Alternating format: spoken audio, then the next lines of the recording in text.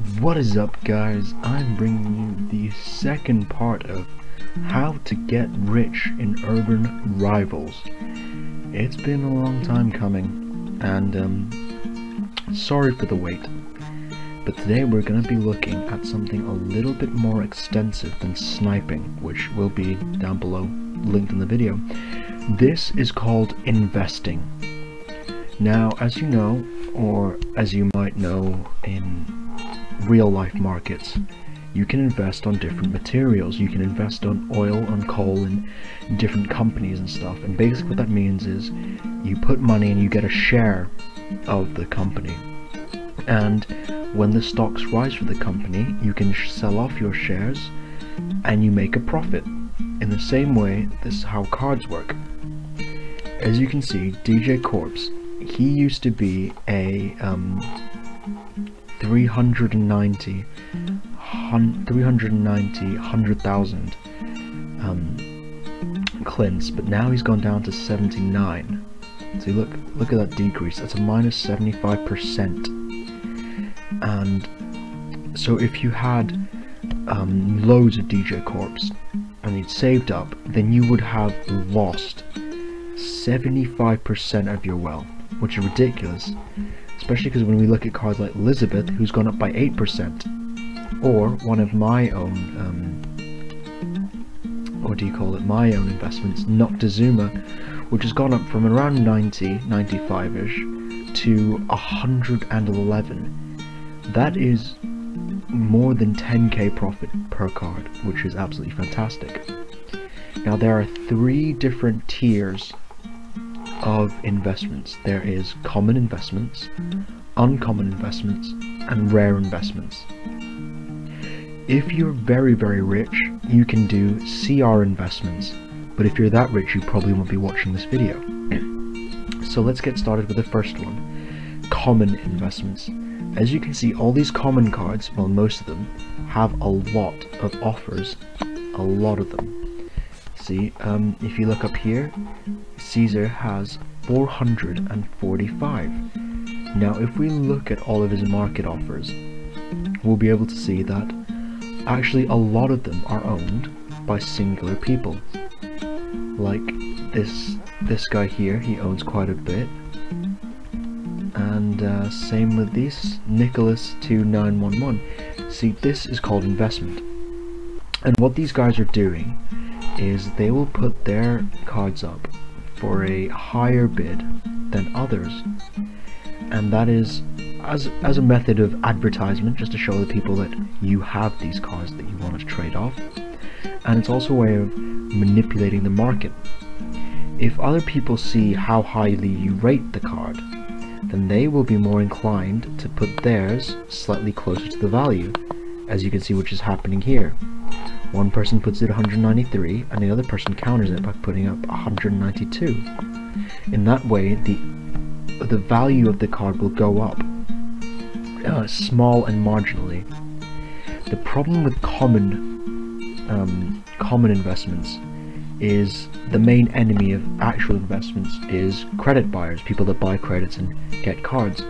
And common cards are so easy to come by that investing in commons is very risky. You can lose a lot of money, and you can also gain very little money by investing in commons. You can also invest in uncommons. That is the second tier. Investing in uncommons is a little bit safer because it costs a little bit less money, and you still have the chance of making a lot of money. You can make 10,000 Clintz, and you can even get up to 20,000 if you're very lucky. Now, the tier that I go for, and it's not because I'm rich, it's because you have to do this if you want to get rich, is go for rare investments. Invest in a rare card, such as Elizabeth, who's gone up, and you'll see that she goes up by she'll go up by 5-7 Clintz, and it's a very big return. Basically, rares will fluctuate so much because they're so hard to come by naturally because they're rare, and so asking prices are usually higher. So if you do have money, then you can invest on a rare, get loads of them. I would recommend getting at least 10. If you're investing in a rare, at least 10. If you're investing in uncommon, at least 15. And if you're investing in a normal common, then at least 20. Those are the sort of rough guidelines that you want when you're investing to maximize your income and minimize your risk of failure. Now, the cards to look for to invest in are very clan staples, especially around CR Rumors Month. Clan staples such as Noctizuma and different clans, especially in riots and hurricanes right now, will be amazing to invest in. If we go to Hurricane now, I'll pick out a few for you guys if you're starting off to invest in. Great investments would be El Matador, El Divino, Noctizuma if you're rich enough, Kinicha, basically any high-starred rare Hurricane.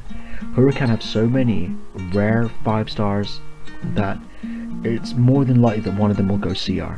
So just invest in one of them and chances are the prices will skyrocket during rumors, when the rumors are milling around. And it might be a bit too early for riots, it might be, but I would still recommend, if you have a lot of money, to invest heavily in Dr. Copernica and Pericles. Those cards are almost guaranteed to rise by at least a little bit, and that is my recommendations. As you can see, when you're investing, you want to have a backboard cash amount. I call it my safety net cash amount. I go for 500,000 Clintz. That is how much you want as a sort of leeway. And to get investing money, what I did was I sniped for ages. I sniped common cards, then I moved on to uncommon cards, and then I moved to rare cards. And once I had started sniping rare cards consecutively and consistently at a high level, I began to gather a lot of money. And with this money I was able to invest in different cards. The card that I invested heavily in was a massive risk. It was Noctizuma. He was around 50k when I bought him. I bought 20 or 30 Noctizumas, all at around 45,000 Clintz. And I left UR obviously for 3 months or something, and I came back and lo and behold, Noctizuma's stock had rised up to around 95,000. That is almost double what I paid for him. So in that way my cash has absolutely skyrocketed and I have a lot of money. Let me guys show you now what I'm currently giving you an example of what I'm investing in. I bought a lot of Stella. I'm not investing in her. This was just as a sort of thing to show you guys. So what I'm going to do is I'm going to put Stella on the market for 20,000 each of them. So 1, 2,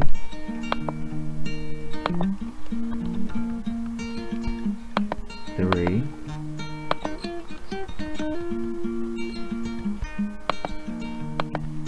4, and as you can see, 5, 6, 7, 8, 9, 10, 11, 12, 13, 14. As you can see, if we now look at Stella's character profile, we'll be able to see that I actually have a lot of Not XPs listed here as quite a high price. Not XPs right now are valued around 8,000 Clintz compared to her 7,300 asking price. Now the best way to snipe investments is to wait, and some person will perhaps put a Not XP Stella up for 7,200. You buy that and now you have a card that was worth 8,000. And in that sense you keep building up your investment, you keep building up more and more Stellas, and you can get to the point where you have 10, 20 or any amount that works. Now the pitfall with investments obviously comes if her stock falls. Her stock could fall because people get her loads. Maybe she's banned in certain game modes. Maybe people just don't, maybe she's not a useful card. The more useful the card, the more people want to use the card, the more rare it is, the more chances you are that your stock will rise. Another thing is CR rumors, which I mentioned before. The more heavily your card is linked with CR rumors, the more likely your stock will rise. If we go here, I have 6 Uranuses. Now the reason why I bought her, why I bought 6 of her, was because well, the main reason was because I wanted to use a deck just of her with 5 -1, you know, damage. But another reason why is because during CR rumors, Uranus's price is going to go up to 30, 35 maybe. And when that does happen, I can offload these for a profit. And in that sense, each profit you make is valuable. Another card that I have quite a few of is Yaoi.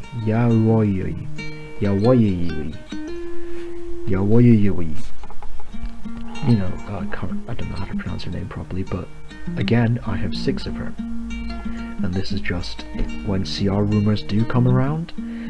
I do know that Yaoi won't be as heavily linked to become a CR as perhaps Uranus will, because of the amount of CRs that Pussycats actually have. But at the same time, there is that off chance. Now, Hurricanes I have invested loads in. Every time I see a cheap one, I buy it. That's just how it works, because the next CR is almost guaranteed to be Hurricane. I have 4 Noctizumas currently that aren't for sale right now, and those I'm keeping just in case he goes CR, and then I can sell him for an extortionate amount. And same with Riots, I have loads of them. As you can see there, I have 64 in total out of a possible 19. And that once again is because I've invested heavily into these clans, because I sort of think that CR rumors will come around and these clans will expand and their stocks will rise. So if there's one message for you guys throughout this whole market tips, is when you are investing in a card, always evaluate it by a certain set of criteria that I'm going to list for you now. Number 1 is its usefulness. Is it usable? Is it a card like, I don't know, is it a card that people are going to use in Survivor, in ELO, in different kinds of game modes? Number 2 is how rare is it? Is it a common? Is it a rare? Is it a uncommon? Is it a CR? That will affect how much its stocks will rise or fall. Another thing is how heavily is it linked to become a CR? The more heavily it is linked, the higher the stock will rise. Is it a New Bloods character? If it is New Bloods, then normally around halfway in its tenure in the New Bloods, its stock will plummet. And then as it exits New Blood, the stocks will rise and you'll be able to get a profit. And I will discuss this New Blood effect in a later video. But that is the 4th criteria and the last criteria. Now, if you assess all your cards and investments following these guidelines, then you too can be rich in Urban Rivals. I hope you've enjoyed this video. I hope you found it very informative. And if you did, please hit that like and subscribe button down below. And as always guys, stay classy.